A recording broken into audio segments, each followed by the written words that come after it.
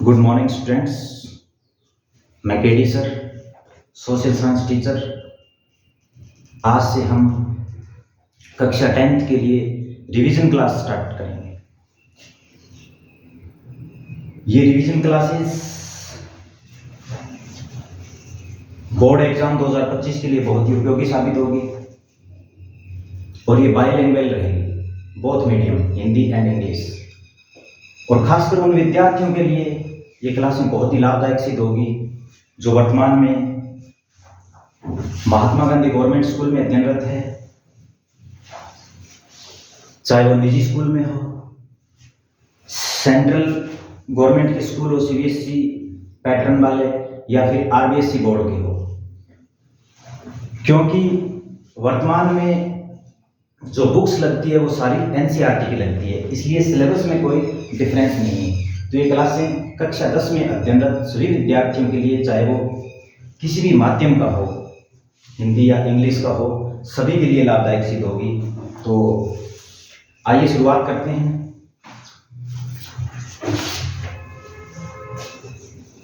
Class 10 subject social science.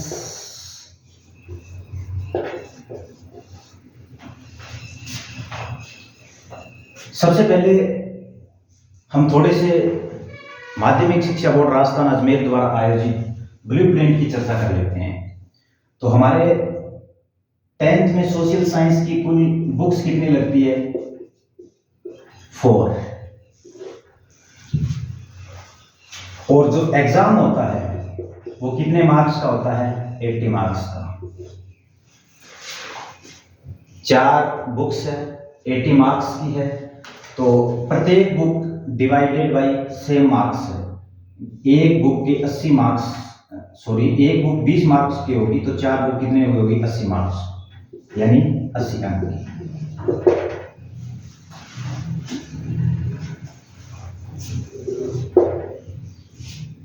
Blueprint में सब दे रखा है, किस चैप्टर से कितने प्रश्न आएंगे, किस प्रकार के प्रश्न आएंगे और कौन सा चैप्टर कितने अंक का है। तो सबसे पहले हम बुक स्टार्ट करेंगे हिस्ट्री की, और इस बुक का नेम है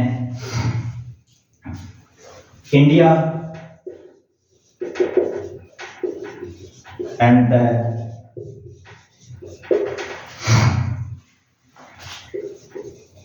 कंटेम्परेरी वर्ल्ड। भारत और समकालीन विश्व, भारत और समकालीन विश्व, India and the contemporary world.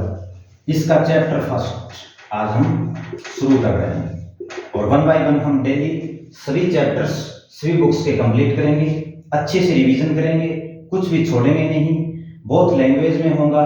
और इस क्लास की पीडीएफ आपको हमारे यूट्यूब चैनल के डिस्क्रिप्शन में टेलीग्राम चैनल का लिंक दिया होगा, वो ज्वाइन कर लेना, वहां से इसकी पीडीएफ मिल जाएगी। और पीडीएफ ओनली इंग्लिश मीडियम में अवेलेबल होगी। तो चैप्टर फर्स्ट है अपना नेशनलाइजेशन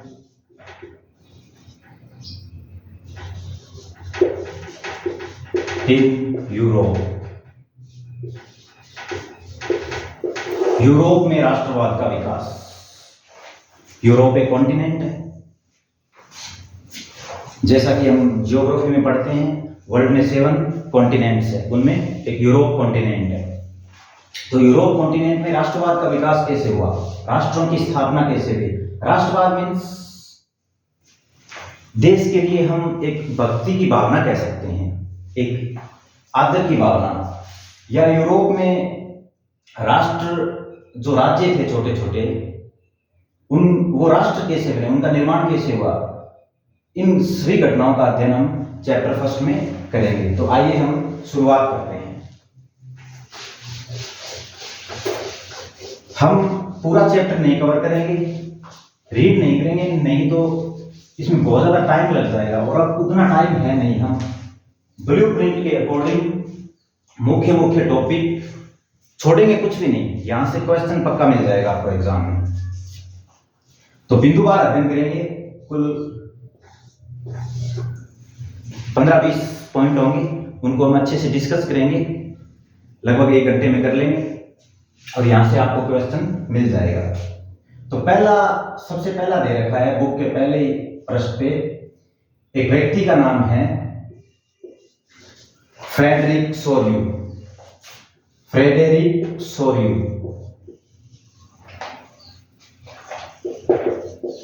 फ्रेडरिक सोर्यू एक व्यक्ति का नाम क्या है? फ्रेडरिक सोर्यू। और ये कौन से देश का है? फ्रांस का। और है क्या? आर्टिस्ट। है क्या? आर्टिस्ट। इसने 1848 में 4 पेंटिंग सीरीज बनाई। तो पहला बिंदु इतना ही है कि फ्रांस का एक कलाकार था, फ्रेंच आर्टिस्ट था, जिसका नाम था फ्रेडरिक सोर्यू। उसने 4 चित्रों की एक श्रृंखला बनाई। कौन से साल में? 1848 में। तो इस सबसे पहले मैं आपको इससे पहले थोड़ा सा इस चैप्टर का ब्लूप्रिंट बता देता हूं कि ये 4 मार्क्स का है। एक मार्क्स के 2 क्वेश्चन आएंगे और एक क्वेश्चन आएगा 2 मार्क्स का, तो कुल 4 मार्क्स हैं। 2 क्वेश्चन इस चैप्टर में से 1 मार्क्स के होंगे और एक क्वेश्चन होगा 2 मार्क्स का, तो कुल 4 मार्क्स। इसमें पहला बिंदु हमने अध्ययन कर लिया कि एक फ्रेंच आर्टिस्ट था, फ्रांस का कलाकार था, जिसका नाम था फ्रेडरिक सोर्यू। उसने 1848 में 4 पेंटिंग बनाई। तो कैसे भी पूछ सकता है वो एग्जाम में, आर्टिस्ट का नाम क्या था? फ्रेडरिक सोर्यू। कौन से देश का था? फ्रांस का था। और फ्रांस की जो नागरिक है वो फ्रेंच नाम से जाने जाते हैं, जैसे अपने देश के नागरिक इंडियन, अमेरिका के अमेरिकी, पाकिस्तान के पाकिस्तानी, बांग्लादेश के बांग्लादेशी, वैसे फ्रांस के फ्रेंच। तो आर्टिस्ट फ्रांस का, फ्रेंच आर्टिस्ट, नाम फ्रेडरिक सोर्यू। 1848 में 4 चित्रों की क्या बनाता है? एक श्रृंखला बनाता है। पहला बिंदु। अब बिंदु सेकंड, ये थोड़ा सा विस्तृत है, फ्रेंच रिवॉल्यूशन के बारे में। फ्रेंच रिवॉल्यूशन, फ्रांस की क्रांति। फ्रेंच रिवॉल्यूशन, फ्रांस की क्रांति। तो सबसे पहला बिंदु इसमें है, फर्स्ट पॉइंट, कौन से साल में हुई? 1789 में। कौन से साल में हुई? 1789 में। फ्रांस की क्रांति किस वर्ष में हुई थी?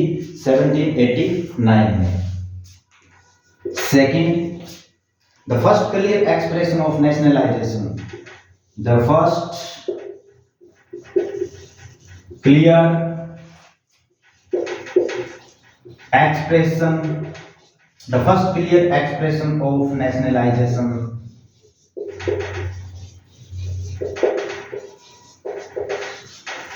राष्ट्रवाद की पहली स्पष्ट अभिव्यक्ति कहां देखने को मिलती है? फ्रांस की क्रांति में 1789 में। या इस प्रश्न को घुमा के ऐसे भी पूछा जा सकता है कि यूरोप में, क्योंकि चैप्टर का नाम ही नेशनलाइजेशन इन यूरोप है, यूरोप में राष्ट्रवाद का विकास, यूरोप कॉन्टिनेंट में राष्ट्रवाद का विकास सबसे पहले कहां देखने को मिलता है? तो कहां मिलता है? फ्रेंच रेवोल्यूशन में। कौन से साल? 1789 में। या वैसे एज इट इज पूछ सकता है कि नेशनलाइजेशन की जो फर्स्ट एक्सप्रेशन है वो कहां, उसकी झलक कहां मिलती है? तो कहां मिलती है? फ्रेंच रेवोल्यूशन में। कौन से वर्ष? 1789 में।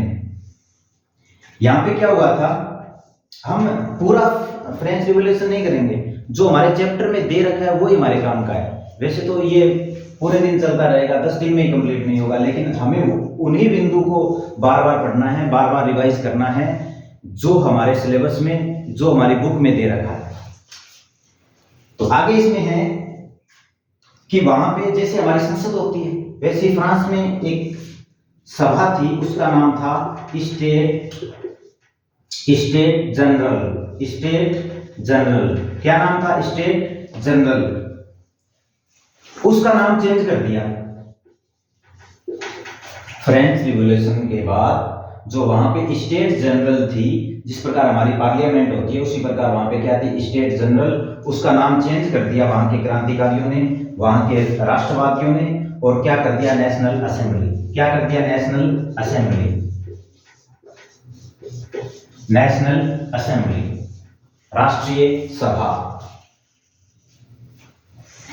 तो तीन चीजें तो ये याद रखनी है।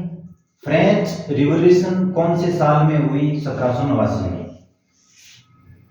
यूरोप में राष्ट्रवाद सबसे पहले कहां देखने को मिलता है, या राष्ट्रवाद का पहला एक्सप्रेशन कहां हुआ? फ्रेंच रिवॉल्यूशन में 1789 में।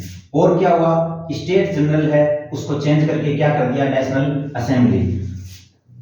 अब यहां से बड़ा क्वेश्चन आएगा नहीं, 2 मार्क्स का आएगा, तो प्रत्येक पॉइंट में हमें कम से कम 2 बिंदुओं का ध्यान रखना है। ये जो फ्रेंच रिवॉल्यूशन थी, इस फ्रेंच रिवॉल्यूशन के बाद क्या चेंज हुए?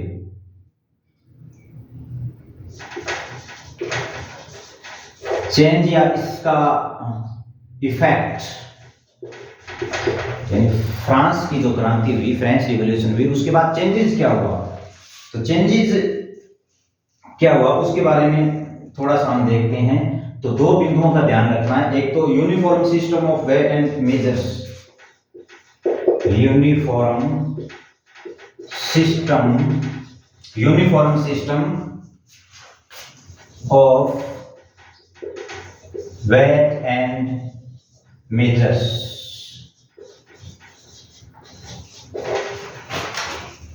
यूनिफॉर्म का मतलब होता है एक समान, वेट वजन, और मेजर्स का होता है माप। तो माप तोल की और वजन की जो व्यवस्था है, भार या माप तोल की है, वो एक समान व्यवस्था लागू की गई फ्रेंच रिवॉल्यूशन के बाद फ्रांस में। और सेकंड क्या याद रखना है इसमें? सेकंड याद रखना है इसमें जो इंटरनल कस्टम्स है, internal customs duty, internal custom duties are abolished, abolished में समाप्त कर देना। इंटरनल कस्टम, आंतरिक जो कर थे फ्रांस के अंदर, जो आंतरिक कर व्यवस्था थी, जितने भी जो अंदर फ्रांस में कर लग रहे थे, वो सारे एबोलिश्ड, समाप्त कर दिए गए। तो वापिस रिवाइज करते हैं, आइए। फ्रेंच रिवॉल्यूशन 1789 में होती है। इन यूरोप नेशनलाइजेशन की सबसे प्रथम जो एक्सप्रेशन है वो कहां देखने को मिलती है? फ्रेंच रिवॉल्यूशन में 1789 में। वहां पे एक स्टेट जनरल थी पार्लियामेंट की तरह, उसको चेंज कर दिया। और किसने चेंज कर दिया? नेशनल असेंबली में। फिर इस फ्रेंच रिवॉल्यूशन के बाद कितने चेंजेस हुए? 2 फ्रांस में। एक तो सभी जगह माप, जो भार और माप की है, वो समान व्यवस्था लागू की गई, uniform system of weight and measures. और जो आंतरिक व्यापार कर थे सारे भी वो हटा दिए गए, internal customs duty are abolished. अब हम अध्ययन करेंगे पॉइंट नंबर 3 का, जो है नेपोलियन के बारे में। इस क्लास की पीडीएफ आपको टेलीग्राम चैनल पे मिलेगी, जिसका लिंक इस यूट्यूब चैनल के डिस्क्रिप्शन में दे रखा है। वहां से आप टेलीग्राम को ज्वाइन कर लेना और इसकी पीडीएफ प्राप्त करके आप वहां से भी पढ़ सकते हैं, या क्लास को आप 2-3 बार देखोगे तो याद हो जाएगी, क्योंकि 2-3 बार तो मैं ही आपको रिवाइज करवा रहा हूं इसमें। 3 नंबर बिंदु, नेपोलियन।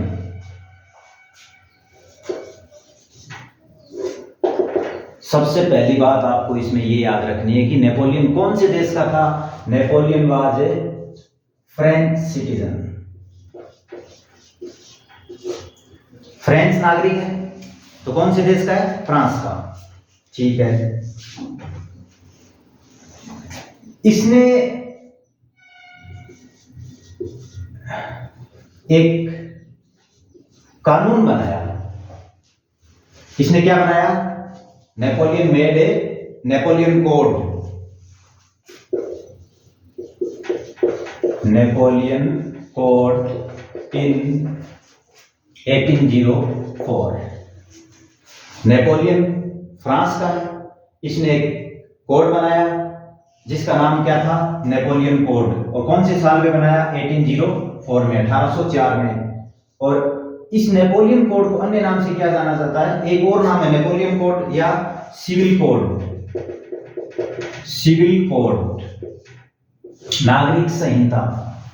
यानी फ्रांस में नेपोलियन के द्वारा जो कानून बनाया गया, जो कानून संहिता बनाई गई, उसका नाम था नेपोलियन कोड या सिविल कोड। और उसको कब बनाया गया? 1804 में, 1804 में। अब इसकी कम से कम 3-4 बातें याद रखनी है। यहाँ से 2 नंबर का क्वेश्चन आ सकता है कि नेपोलियन कोड की कोई 2 विशेषताएं, 4 विशेषताएं बताइए, या इनमें कौन कौन से प्रोविजंस थे उनके बारे में बताइए। तो इस नेपोलियन कोड में क्या क्या था? बहुत ही सरल है ये। इक्वलिटी बिफोर द लॉ,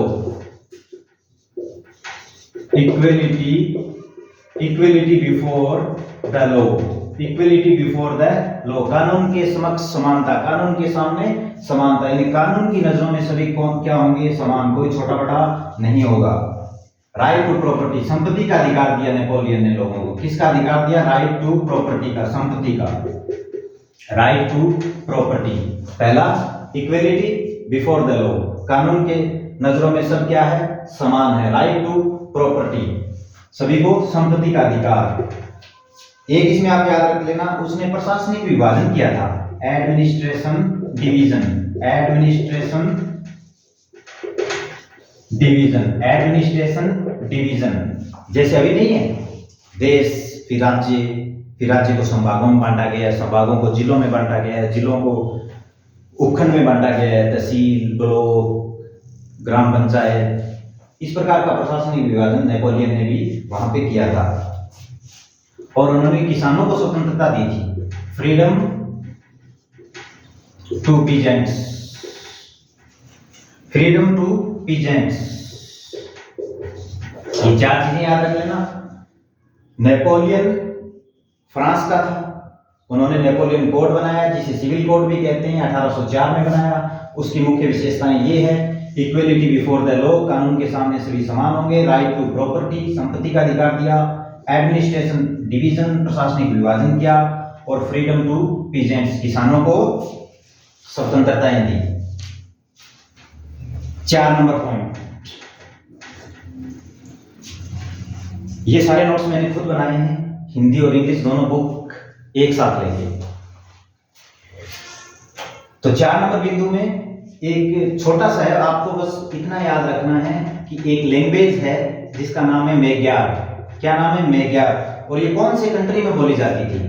तो हंगरी में। कौन सी कंट्री में? हंगरी में। बस इतना याद रखना है। Language name Magyar and speaking in Hungary. Magyar कौन से देश में बोली जाती थी? हंगरी में। मैग्यार कौन से देश में बोली जाती थी? हंगरी में। तो अब हम 5 नंबर बिंदु पे आते हैं। तो मैग्यार कौन से देश में? हंगरी में। नेपोलियन कौन से देश का? फ्रांस का। एक इसमें वर्ड है, क्योंकि माध्यमिक शिक्षा बोर्ड 10th क्लास में सीधे सीधे प्रश्न नहीं पूछेगा। थोड़ा बहुत सोशल साइंस और साइंस 2 ऐसे सब्जेक्ट हैं इंग्लिश मीडियम में जो अन्य सब्जेक्ट की तुलना में कठिन है, और इनमें प्रश्न भी घूम के आते हैं, डायरेक्ट सीधे सीधे नहीं आते उठा के बुक्स से या बुक्स के पीछे से।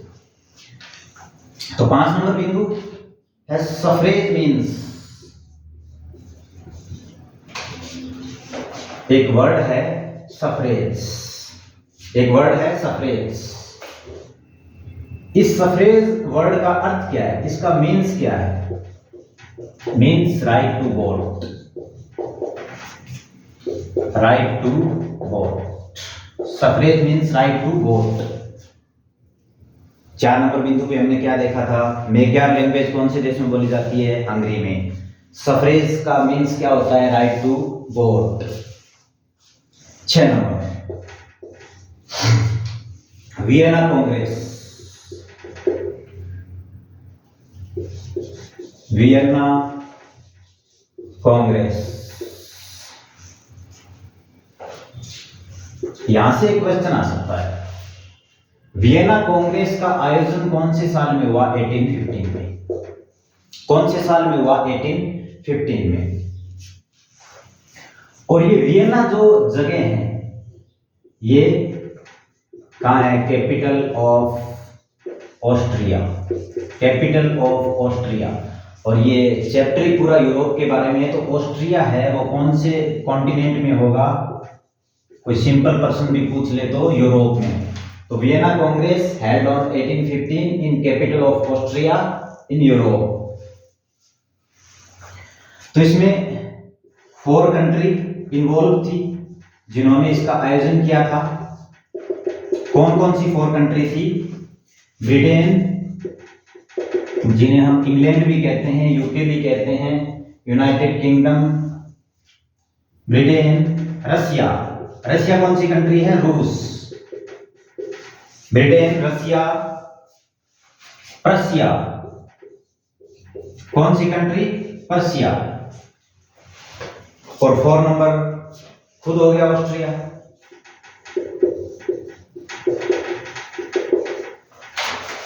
वियना कांग्रेस 1815 में आयोजन हुआ इसका।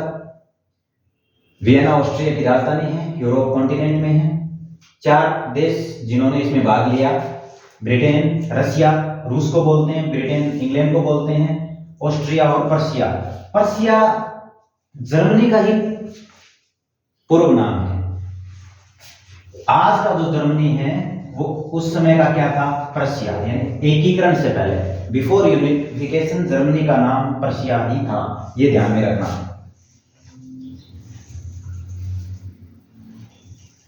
इसके बाद इसका होस्ट कौन था? सबसे पहले होस्ट में वियना में आयोजित हुई, तो इसको होस्ट करने वाला कंट्री कौन था? ऑस्ट्रिया। यहां होस्ट का अर्थ है कि इसकी अध्यक्षता किसने की थी? तो एक व्यक्ति था जिसका नाम था ड्यूक मैटरनिक। क्या नाम था? Duke Metternich. ड्यूक मैटरनिक इसकी अध्यक्षता, इसको होस्ट करने वाला ड्यूक मैटरनिक था, और ये चांसलर था ऑस्ट्रिया का। कौन था? ऑस्ट्रिया का chancellor, chancellor of Austria. Duke Metternich कौन था? Chancellor of Austria. देखिए, वियना कांग्रेस 1815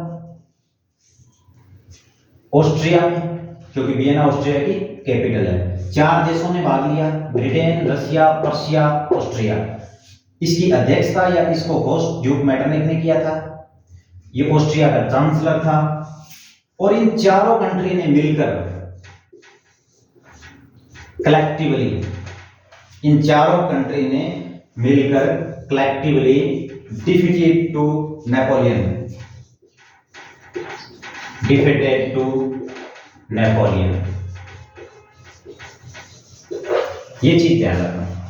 वियना कांग्रेस में जो 4 कंट्री थी, उन चारों ने मिलकर एक साथ किसको पराजित किया? किसको हराया? नेपोलियन को। किसको हराया? नेपोलियन को। अब ये जो वियना कांग्रेस थी, इसका उद्देश्य क्या था? क्यों आयोजित की गई थी? ये 6 नंबर जो पॉइंट है वो थोड़ा सा लंबा है, और यहां से क्वेश्चन आने की संभावनाएं हैं। तो आप इसको 2-3 बार रिवाइज करना।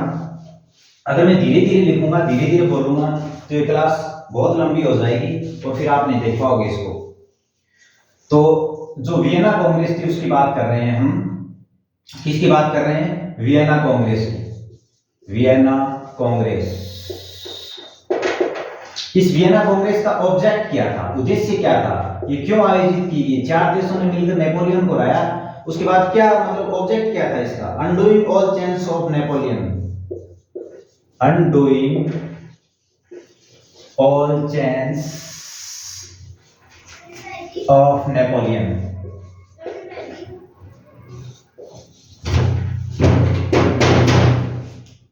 Undoing all change of Napoleon.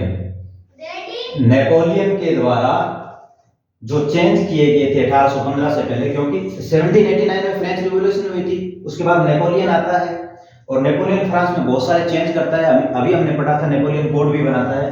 तो इस वियना कांग्रेस ने वो सारे चेंज समाप्त कर दिए जो नेपोलियन ने किए थे। और दूसरा इसमें याद रखना, Bourbon dynasty deposed in France. Bourbon dynasty deposed in France। Vienna Congress के दो उद्देश्य या दो प्रभाव बताइए। तो इसमें आप लिखोगे नेपोलियन के द्वारा चेंज किए गए सारे चेंज हटा दिए गए, undoing all change of Napoleon. और जब 1789 में फ्रेंच रिवॉल्यूशन हुई थी, उस समय फ्रांस में किस डायनेस्टी का शासन था, रूल था? बुर्बन डायनेस्टी का। तो उसको 1789 में हटा दिया गया। 1815 में जो ये वियना कांग्रेस हुई थी, तो इसको वापस सत्ता में बहाल किया गया, वापस ये डिपोज हुआ फ्रांस में। कौन? बुर्बन डायनेस्टी। इसके बाद 1815 के बाद फ्रांस में घटना होती है जुलाई 1830 में। कौन से साल में? जुलाई 1830 में। जुलाई 1830 में first revolution in France. France में प्रथम विद्रोह हुआ था जुलाई 1830 में। कब हुआ था? जुलाई 1830। देखिए 1789 में यहाँ पे रिवॉल्यूशन क्रांति हुई। क्रांति से पहले यहाँ पे कौन सी डायनेस्टी रूल करती थी? बुर्बन डायनेस्टी। लेकिन बाद में नेपोलियन आता है, नेपोलियन कोड बनाता है, बहुत सारे सुधार करता है। फिर 1815 में 4 कंट्री ने मिलकर वियना कांग्रेस में नेपोलियन को हरा दिया और नेपोलियन के द्वारा किए गए सारे चेंजेस समाप्त कर दिए। और बुर्बन डायनेस्टी जो 1789 में सत्ता से बाहर हो गई थी, वो वापस डिपोज हो गई। उसके बाद जुलाई 1830 में पहला विद्रोह होता है फ्रांस में। इस विद्रोह के क्या प्रभाव या इसका क्या घटनाक्रम था, इसके क्या इफेक्ट थे?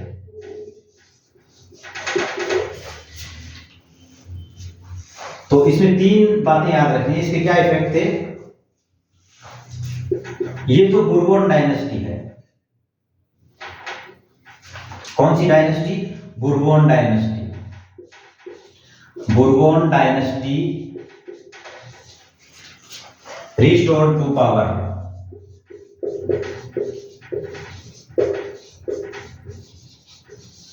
सेवनटीन 1889 में जो बुर्बन डायनेस्टी को हटा दिया गया था, 1815 में वापस आई और जुलाई 1830 में वापस सत्ता से बाहर भगा दिया इनको वापस, और संवैधानिक राजतंत्र स्थापित हो गया। established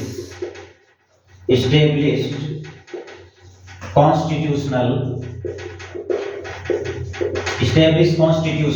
monarchy।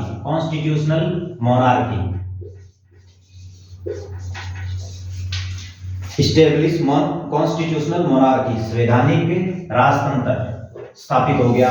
और ये जो तख्ता पलट हुआ था, ये जुलाई 1830 में विद्रोह हुआ था, बुर्बन डायनेस्टी को हटा दिया गया था और संवैधानिक राजतंत्र स्थापित किया गया था। तो इसका नेतृत्व कौन कर रहा था? हेड कौन बना था?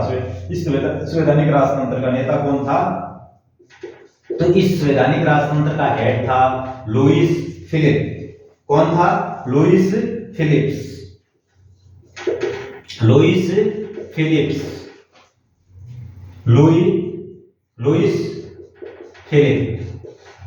कौन था? Louis Philippe. उसके बाद एक स्टेटमेंट है बहुत इंपॉर्टेंट, वो आगे नोट करते हैं। अभी ये यही चल रहा है इसी में। वियना कांग्रेस में नेपोलियन के चेंजेस को समाप्त कर दिया गया, बुर्बन डायनेस्टी वापस पावर में आ गई। उसके बाद जुलाई 1830 में विद्रोह हुआ फ्रांस में, उसमें बुर्बन डायनेस्टी को वापस भगा दिया गया, कॉन्स्टिट्यूशनल मोनार्की स्टैब्लिश हुई और उसका हेड था लुई फिलिप। कौन था? Louis Philippe. उसके बाद एक स्टेटमेंट है और बहुत इंपॉर्टेंट है एग्जाम की दृष्टि से, और स्टेटमेंट है किसका? ये ऑस्ट्रिया के जो चांसलर थे, जो वियना कांग्रेस के होस्ट थे, मैटरनिक, उसका है।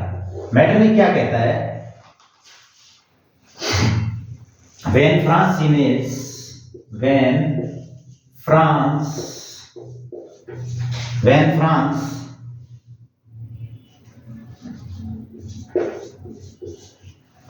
France sieges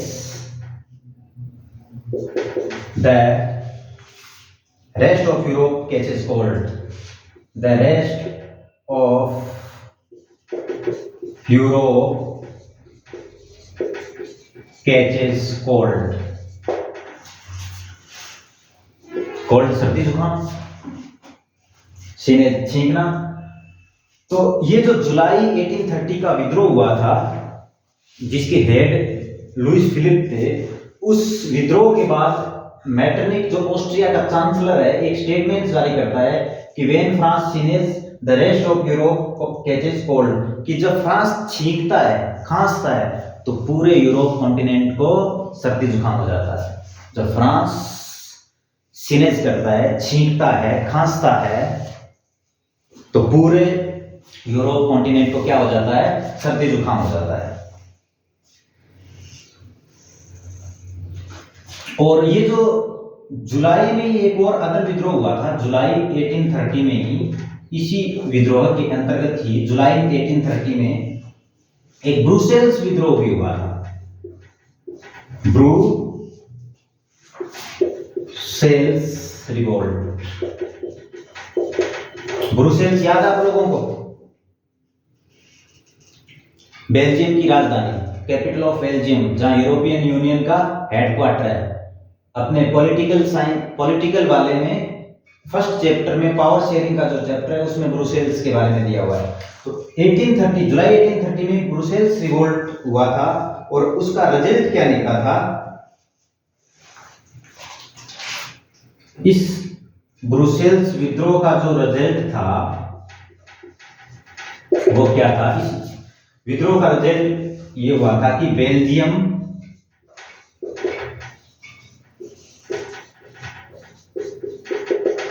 breaking away from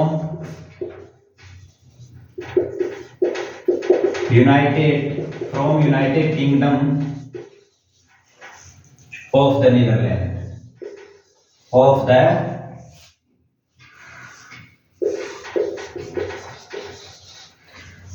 Netherlands, यानी जो फ्रांस में विद्रोह हुआ था जुलाई 1830 में, वैसा ही एक विद्रोह ब्रुसेल्स में बेल्जियम की कैपिटल में हुआ था जुलाई 1830 में। और उसका परिणाम ये निकला कि बेल्जियम का ब्रेकअप हो गया। किससे? United state of the Netherlands. Belgium का ब्रेकअप हो गया किससे? United Kingdom of the Netherlands से। अब ये घटनाक्रम ऐसे ही चलता रहा। जुलाई 1830 के बाद हम पहुंचते हैं 1848 में, 1848 में। अभी वही पॉइंट चल रहा है।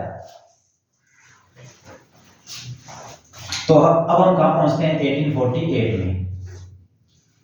1789 से लेके चले थे, 1815 में आए, जुलाई 1830, और अब 1848। जो कॉन्स्टिट्यूशनल मोनार्की स्टैब्लिश्ड हुई थी जुलाई 1830 के फर्स्ट रिवोल्ट में, किसकी अध्यक्षता में थी वो? Lewis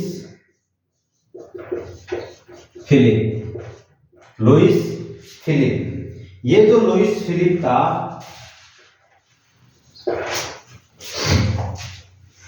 Lewis Philippe was gone away, ये भाग गया। फ्रांस में फिर से विद्रोह हो गया, जनता उग्र हो गई, और लुईस फिलिप जो था वो फ्रांस की राजगद्दी छोड़ के भाग गया। तो इसी दौरान 18 मई 1848 को फ्रांस में एक जगह है जिसका नाम है फ्रैंकफर्ट। क्या नाम है? फ्रैंकफर्ट।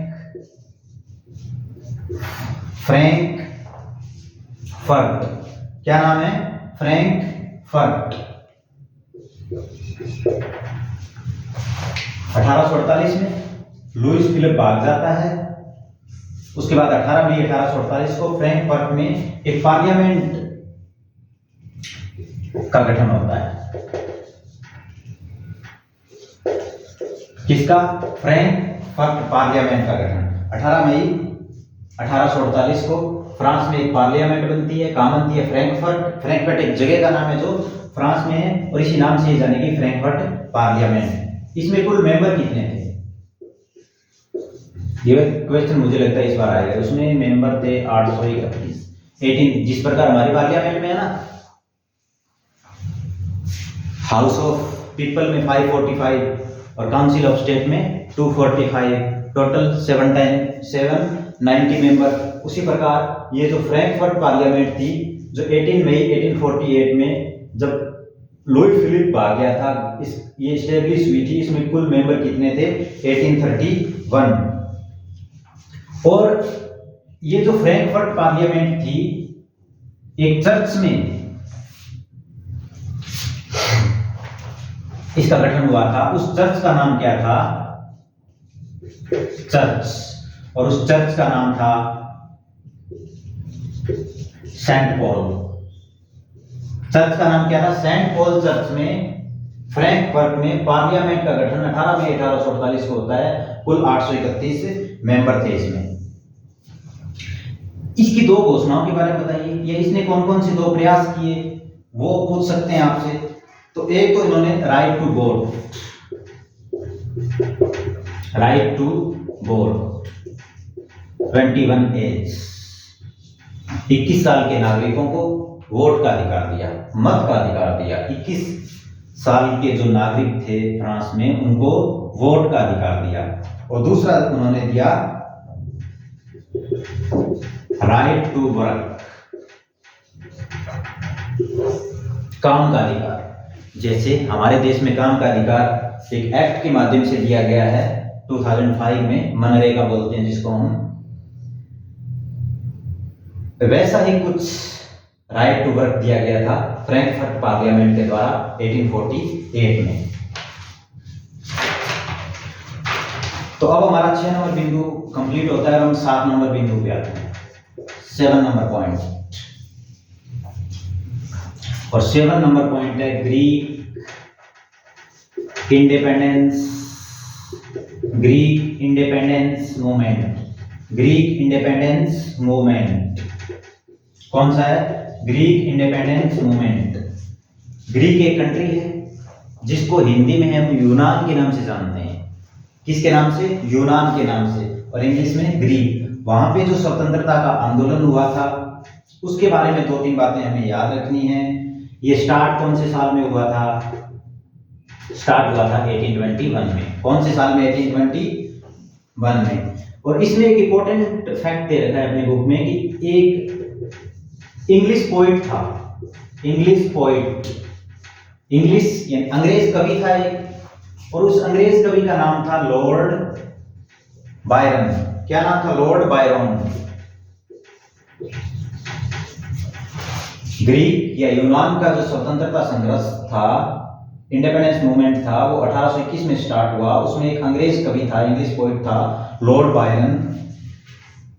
उसके बारे में 2-3 चीजें। एक तो उन्होंने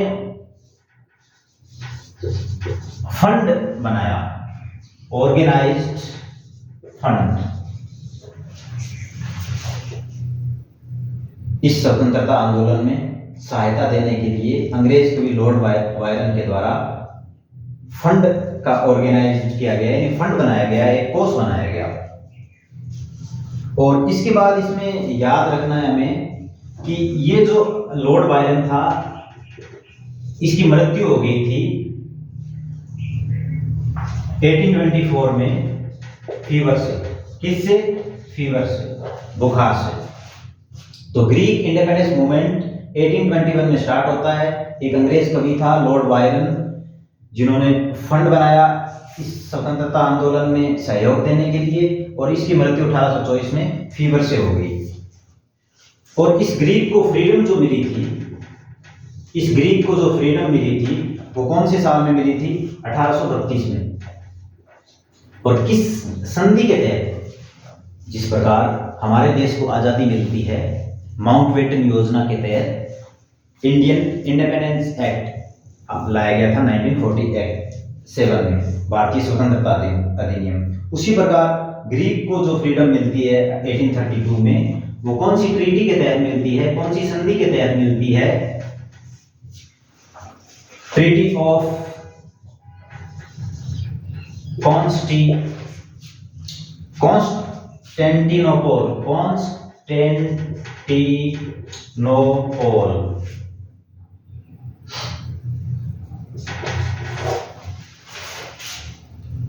ग्रीक मीन्स यूनान, उसका इंडिपेंडेंस मूवमेंट स्टार्ट होता है 1821 में। उसमें एक अंग्रेज कवि था, उसका नाम था लॉर्ड बायरन। वो एक फंड का निर्माण किया था उन्होंने इस इंडिपेंडेंस मूवमेंट के लिए।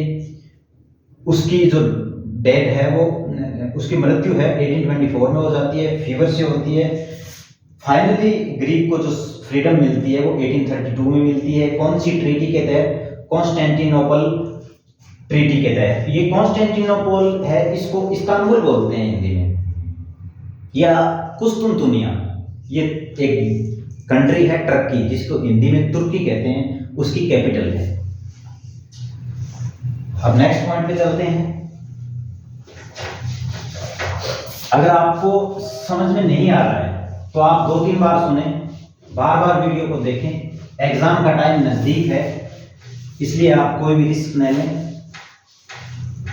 और बार बार वीडियो को देखें।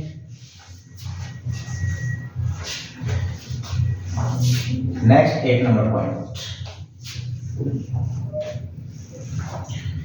एक व्यक्ति है जोहान गॉटफ्रीड। इसके बारे में बस इतना सा याद रखना है, कोई ऑब्जेक्टिव या 1 लाइनर क्वेश्चन आ सकता है। जोहान गॉटफ्रीड एक जर्मन फिलोसफर था,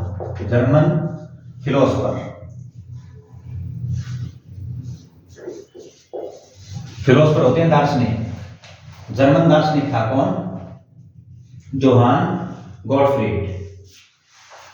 9 नंबर पॉइंट, ओपेरा। ओपेरा एक म्यूजिक, ओपेरा क्या है? म्यूजिक। और ये कहां गाया गया? पोलैंड में। कहां? पोलैंड एक कंट्री है यूरोप में।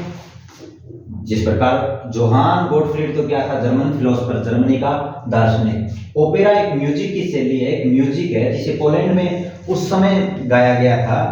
और किसके द्वारा गाया गया था? कैरोल के द्वारा।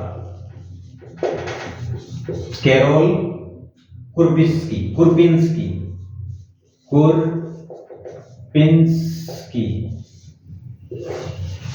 तो ये 2 छोटे छोटे बिंदु हैं, इनको याद रखना। एक और है इसमें, यूरोप में पीजेंट मूवमेंट भी हुआ था। कभी कभी डेट पूछ लेते हैं और हमें पता ही नहीं चलता कि क्वेश्चन आया कहां से है, बुक में तो दे नहीं रखा है। हम ये आरोप लगाते हैं फिर हमें पढ़ाया नहीं गया, लेकिन सच तो ये है कि हमने पढ़ा नहीं, हमने ध्यान नहीं दिया। पीजेंट्स मूवमेंट्स हुआ था यूरोप में 1848 में। कौन से साल में? 1848 में। कहां हुआ था?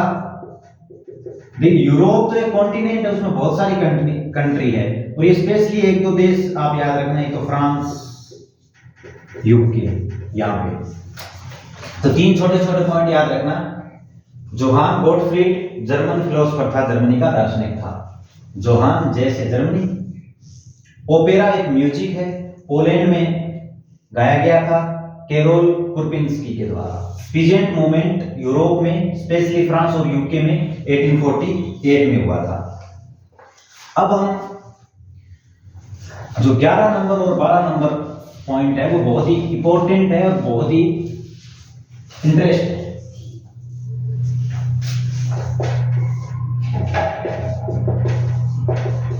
यूनिफिकेशन ऑफ जर्मनी, जर्मनी का एकीकरण।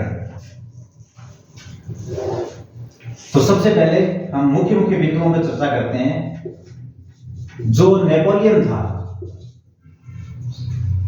इन्होंने जर्मनी में एक यूनियन बनाई। क्या बनाई? यूनियन। उस यूनियन में 39 स्टेट थे। कितने स्टेट थे? 39। नेपोलियन ने एक यूनियन बनाई, एक संगठन बनाया, कितने राज्यों का? 39 राज्यों का, 39 स्टेट का। अब इनमें क्या था कि मैं दो जगहों के नाम बता रहा हूं आपको, बुक में ये सीधा सीधा दिया गया है। एक तो जगह है हैम्बर्ग। कौन सी जगह है? हैम्बर्ग। और एक जगह है न्यूरेमबर्ग।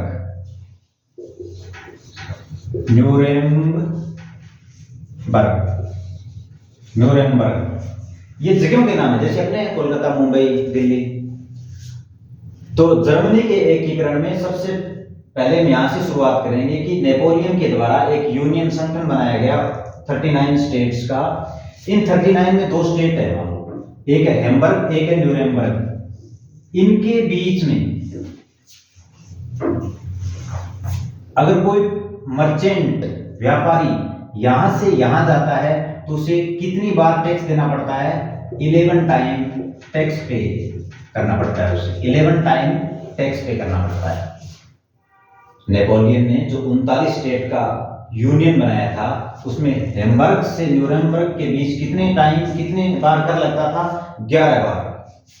और इसमें एक दिया हुआ है एले, एक वर्ड है एले। क्या? एले। ये एक माप की इकाई है, मेजर ऑफ क्लॉथ, कपड़ों को मापने की इकाई। क्या है? कपड़ों को मापने की इकाई। और इसमें है क्या कि ये एवरी स्टेट कौन से? ये 39 वाले। Every state is different. जैसे मान लो 1 मीटर तारानगर में अलग है, नौहर में अलग है, भादरा में अलग है, चूरू में अलग है, उसी प्रकार अपने सेम है। लेकिन नेपोलियन ने जो यूनियन बनाई थी 39 स्टेट की, उसमें जो एलए था वो क्या था? कपड़ों को मापने की इकाई, मेजर्स ऑफ क्लॉथ। और ये प्रत्येक राज्य में भिन्न भिन्न माप थी इसकी। और जिस प्रकार हैम्बर्ग से न्यूरेमबर्ग तक कोई व्यापारी जाता है तो उसको 11 बार तो टैक्स देना पड़ता है, और हर बार 5% इंक्रीज होता है, ये बढ़ता जाता है, हर बार 5% बढ़ता जाता है। उसके बाद ये घटनाक्रम चलता रहा। ये जो बातें हैं सारी, ये 1830 के आसपास, 1833 के आसपास। अगले साल 1834 में, कौन से साल में? 1834 में, चूंकि मैंने आपको पहले ही बता दिया था, वियना कांग्रेस में एक कंट्री का नाम, जिसका नाम था पर्शिया। और पर्शिया किसका पूर्व नाम है? जर्मनी का। तो जर्मनी का एकीकरण किस राज्य के नेतृत्व में होता है? पर्शिया के नेतृत्व में। तो पर्शिया के द्वारा एक यूनियन बनाई जाती है, जोल्वेरिन। कौन सी यूनियन? जोल्वेरिन यूनियन। कौन से साल में? 1834 में। पर्शिया के द्वारा 1834 में एक यूनियन बनाई जाती है, जोल्वेरिन यूनियन बनाई जाती है। इस यूनियन ने क्या किया? ये जो अवरोध थे, ये वाला 11 टाइम टैक्स वाला, 5% ड्यूटी, कस्टम ड्यूटी वाला, एवरी स्टेट में डिफरेंट माप थे, all tax is एबोलिश्ड। All tax is एबोलिश्ड। सारे टैक्स माफ कर दिए, सारे टैक्स समाप्त कर दिए। किसने? जोल्वेरिन ने। जोल्वेरिन यूनियन कब बनी थी? 1834 में, 1834 में। और इसने किस पर एकीकरण किया एक प्रकार से जर्मनी का, क्योंकि अलग अलग थे सब, इनको एक कर दिया, क्योंकि सारे टैक्स जो अवरोध थे वो समाप्त कर दिए। तो इन्होंने जर्मनी का एक प्रकार से इकोनॉमिक यूनिफिकेशन किया, आर्थिक एकीकरण कर दिया। जर्मनी का किस प्रकार का एकीकरण कर दिया? आर्थिक एकीकरण कर दिया।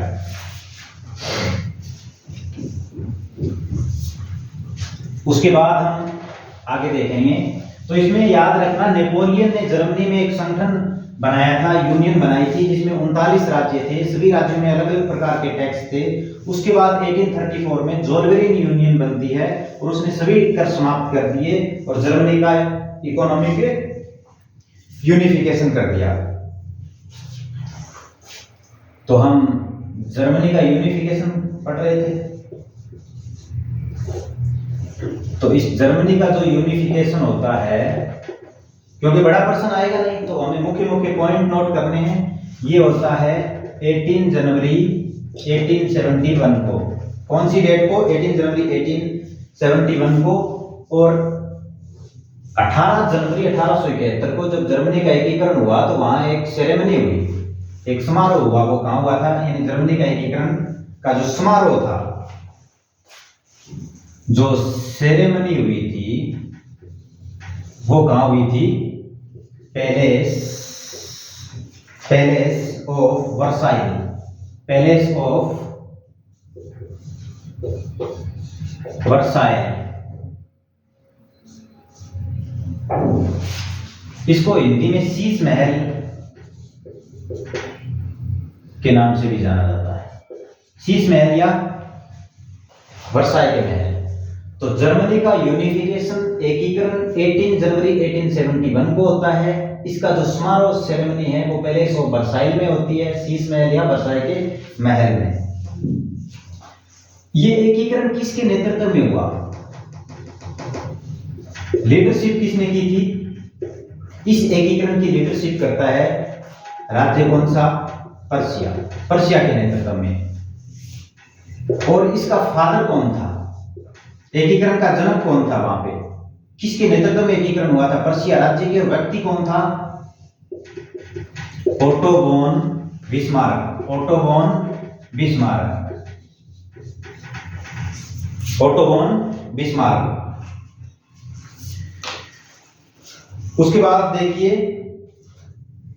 जर्मनी का एकीकरण 18 जनवरी 1871, palace of Versailles, leadership Prussia के नेतृत्व में हुआ था राज्य के, और ओटो वॉन बिस्मार्क के इसके जनक थे। ओटो वॉन बिस्मार्क नेतृत्व कर रहे थे। और आर्मी चीफ कौन था? आर्मी जनरल, यानी सेनापति कौन था उस समय? ये तो नेता था। सेनापति कौन था? वॉन रून। जर्मनी का सेनापति वॉन रून। और मुख्य मुख्य घटनाएं, एक दो घटनाएं हैं बस।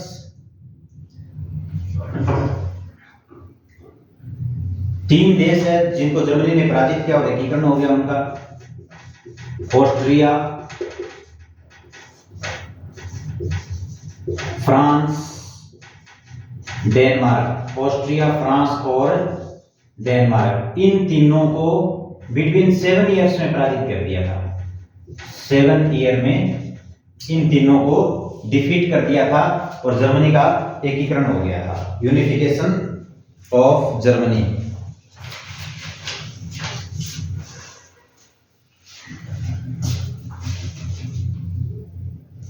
अब हम यूनिफिकेशन ऑफ इटली पे थोड़ी सी चर्चा करेंगे।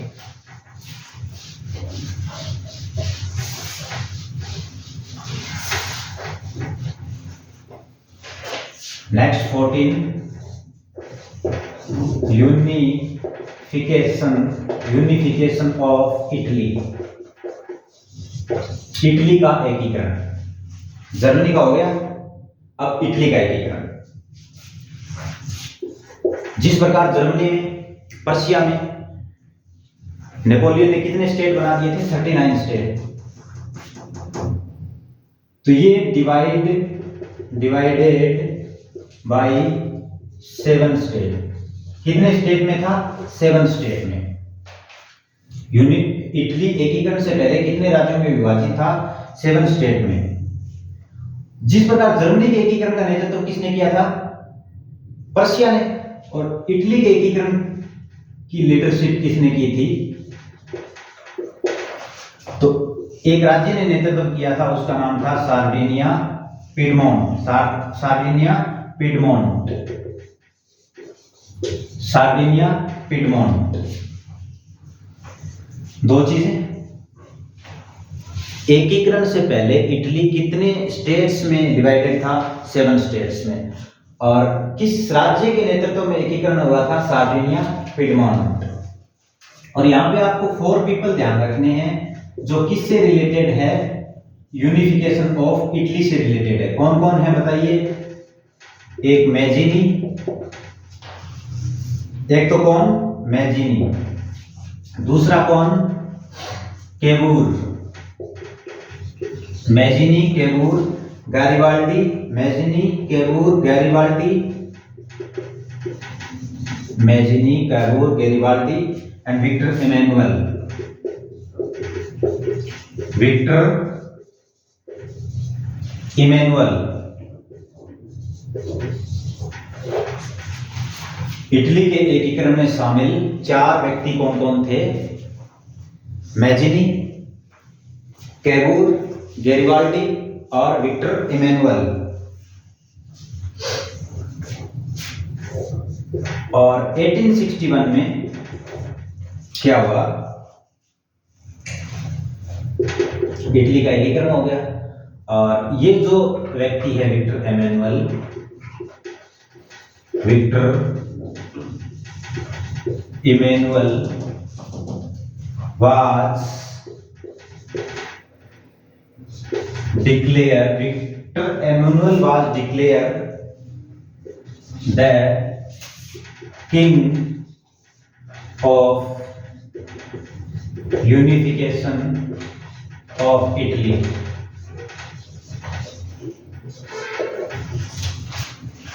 यूनिफिकेशन से पहले, एकीकरण से पहले इटली 7 राज्यों में डिवाइड था। एकीकरण किस राज्य के नेतृत्व में हुआ? Sardinia, Piedmont. 4 व्यक्तियों ने योगदान दिया, Mazzini, Cavour, Garibaldi, Victor Emmanuel. 1861 में विक्टर इमैनुअल को एकीकृत इटली का किंग घोषित किया गया। क्या घोषित किया गया? किंग। अब थोड़ा सा हम मैजिनी के इनके बारे में देखें, क्योंकि एक नोट आ सकता है इनके बारे में 2 नंबर का। नोट मीन्स कोई टिप्पणी करनी। तो सबसे पहले हम देखते हैं मैजिनी को, ये इसी पॉइंट में है। मैजिनी, मैजिनी का जन्म कहाँ हुआ? जन्म हुआ था जेनोवा में। कौन सी जगह? जेनोवा में। जेनोवा एक जगह है, वो कौन सी कंट्री में है? स्विट्जरलैंड में, स्विट्जरलैंड। और ये सारी, इस लेसन में जितनी भी कंट्री के नाम आते हैं वो सारी कंट्री कहाँ हैं? यूरोप में। तो मैजिनी का जन्म कहाँ होता है? जेनोवा में। जेनोवा स्विट्जरलैंड में है। और ये एक संस्था का मेंबर था। मैजिनी एक संस्था का मेंबर था। उस संस्था का नाम था कार्बोनरी। संस्था का नाम क्या था? कार्बोनरी। संस्था का नाम क्या था? कार्बोनरी। और ये कार्बोनरी क्या थी? Secret society. सीक्रेट सोसाइटी, गुप्त संगठन था ये। और मैजिनी के बारे में क्या ध्यान रखना है? इन एज ऑफ 24 जेनोवा में जन्म लेता है। कार्बोनरी एक संगठन है, उसका सदस्य बनता है। सीक्रेट सोसाइटी थी, एक सीक्रेट संगठन था। 24 वर्ष की आयु में उसको सस्पेंड कर दिया, यानी देश से बाहर निकाल दिया। क्यों निकाल दिया? क्योंकि मैजिनी ने एक क्रांति की थी, लिगुरिया रिवॉल्यूशन। लिगुरिया एक जगह का नाम है, वहां पे क्रांति करने के जुर्म में इसको इटली से बाहर निष्कासित कर दिया गया। इस मैजिनी के द्वारा 2 संगठन बनाए जाते हैं, 2 ऑर्गेनाइजेशन एस्टैब्लिश्ड बाय मैजिनी। एक तो क्या है? यंग इटली, और दूसरा कौन सा है? Young Europe. यंग इटली और यंग यूरोप ध्यान रखना। यंग इंडिया नाम है तो वो एक पत्रिका है महात्मा गांधी की, वो एक पत्रिका है महात्मा गांधी की। तो यंग इटली और यंग यूरोप 2 संगठन बनाए गए उन्होंने।